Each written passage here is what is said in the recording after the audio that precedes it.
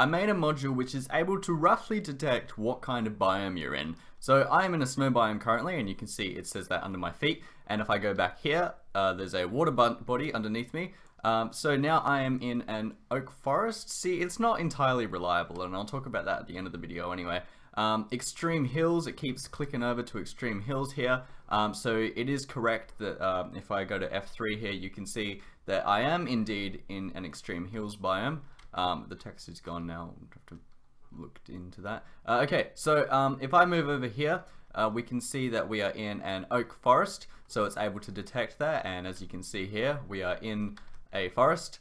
Move over here, and you can see we are in extreme hills again.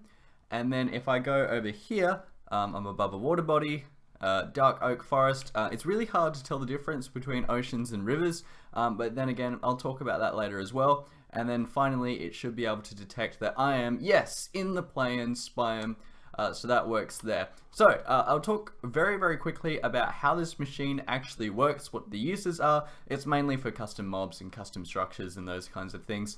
But if you want to make things biome specific, that is, or have certain effects when you're in a certain place, like maybe you want slowness if you're in snow biome, or maybe you want a temperature system.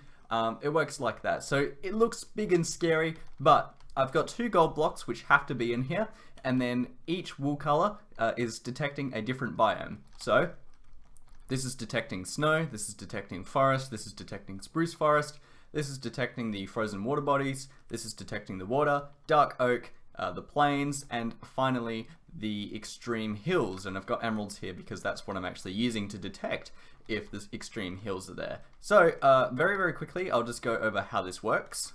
This whole system that I have here is setting up a stats command, which I know a lot of you are very unfamiliar with, but basically I have an objective being added by this command block here, which is going to be in charge of detection. Then I have a command which is going to give me a score.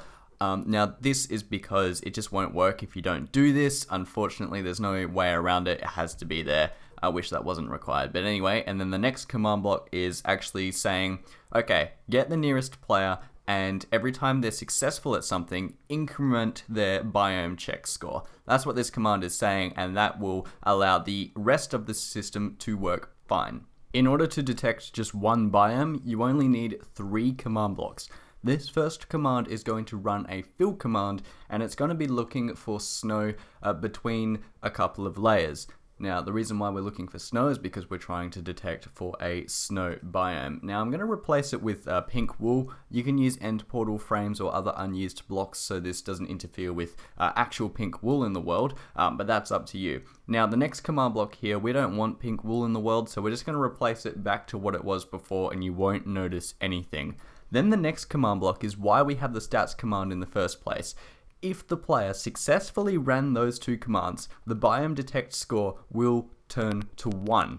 And when it does that, it will run any command you want. In this case, I've got a title command, which is just telling you what biome it is, but you can do all kinds of things. Like you can put an effect command here, which slows down the player. You can make custom mobs spawn. You can do whatever you want here, and that's why this is so powerful. A list of all the biomes and commands that I have done are in a paste bin link in the description, so you can see how I've detected for the biomes that I showed in this video.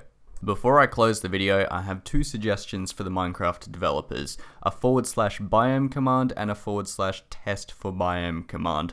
Now, the reason why I want this is because with the current system, it's laggy to implement. It's also very unreliable, and it doesn't work for worlds that have been altered, which is why I'm suggesting this, so we can implement the things that I've shown in the video without any hassle.